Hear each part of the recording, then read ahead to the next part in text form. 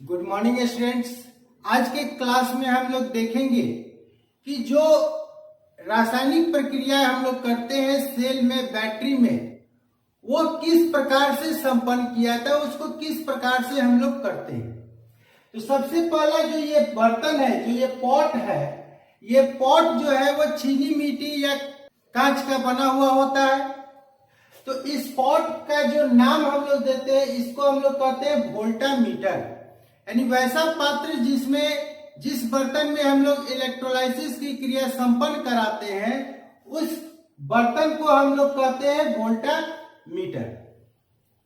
जो ये आपका दो रड दिखाई दे रहा है, इसमें एक रड को एनोड कहते हैं और दूसरे रड को कैथोड कहते हैं। एनोड किसको कहते हैं? तो जिससे करंट बाहर निकलता है, जिस क्षण से करंट बाहर निकलता है उसको एनोड कहा जाता है, और जिससे करंट इस घोल में प्रवेश करता है, इंटर करता है, उसको हम लोग कैथोड कहते हैं। ये जो इस बर्तन में जो ये लिक्विड भरा हुआ है, इसको हम लोग इलेक्ट्रोलाइट कहते हैं, और ये क्या होता है? अकार्बनिक होता है।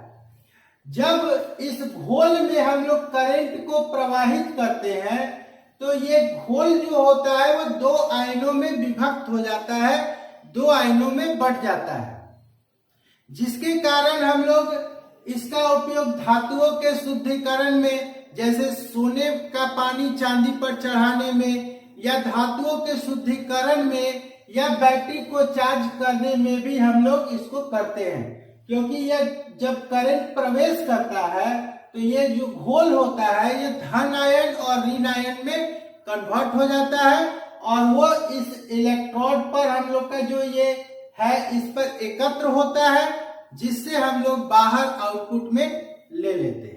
इसमें जो ये इलेक्ट्रोलाइटिक डाला हुआ है, तो जब उसमें करंट फ्लो कराया जाता है तो वहां पर जो क्रिया संपन्न होता है, अर्थात जो ये आयन में विभक्त होता है, उस क्रिया को हम लोग इलेक्ट्रोलाइसिस के नाम से जानते हैं।